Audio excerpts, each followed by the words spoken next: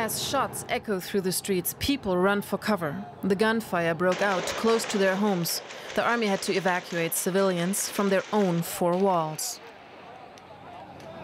At this school, teachers scrambled to get the children inside.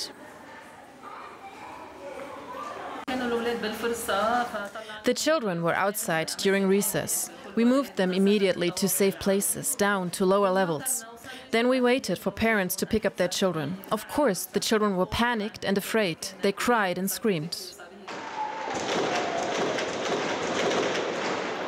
According to the military, the shooting began in a Christian neighborhood of Beirut and escalated into an exchange of gunfire. It lasted for hours. Several explosions were also heard in the city. The gunfire started during a rally organized by Hezbollah and its allies. Hundreds of people were protesting against the investigation into last year's massive explosion at the port in Beirut.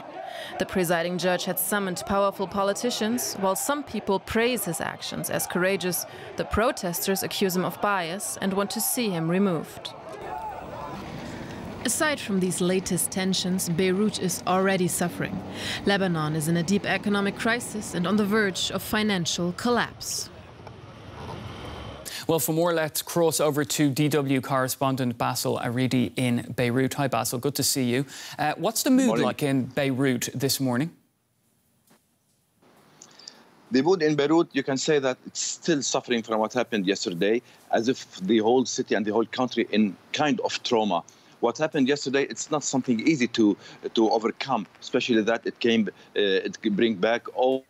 brought back all these bad memories about the civil war. Some people will describe what happened yesterday. Even the newspapers this morning describe what happened yesterday as a mini civil war, or as the head of an iceberg, which might lead to another civil war.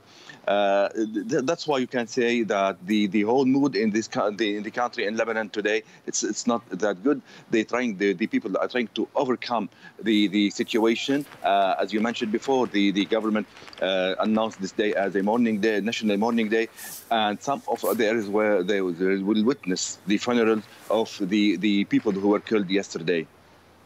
Right, well, why is Hezbollah organising protests against the head of the inquiry into the explosion in Beirut's port last year? The situation between Hezbollah and the investigation started to escalate since last August. 2 months ago, about 2 months ago. So they accused the investigator that he is not leading the investigation professionally, and that he is leading the track of this investigation to, in way or another, to accuse Hezbollah of what happened at the port last year. And they accuse him, on the other hand, that some Western embassies, they are behind him, and he's sponsored by these Western embassies. For Hezbollah, they said that he's investigating part of what happened in the port, but he's neglecting the main part: who brought the ammonium nitrate to the port, why it came to Lebanon, and why it stayed for several years at the port without any investigation. That they believe that's why he's politicizing the investigation. That's why they asked the government to remove the judge, but it couldn't be due to the Lebanese local laws. So that's why they asked for such protest yesterday. Now, Basil, more than 200 people were killed in that explosion, and it cut off Lebanon's main import connection to the outside world. Tell us about how the reconstruction of the city is progressing.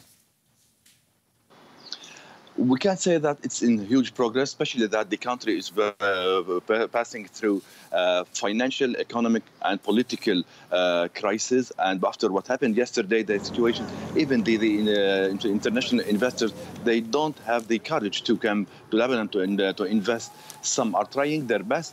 They are asking for reforms. As long as there is no reforms in Lebanon, especially after the formation of the new government, the international community asked the government for reforms in order to help the Lebanese authorities. But not at this moment, we couldn't see any kind of these reforms.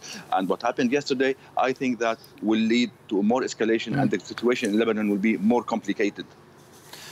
DW correspondent Basil Aridi in Beirut, thank you.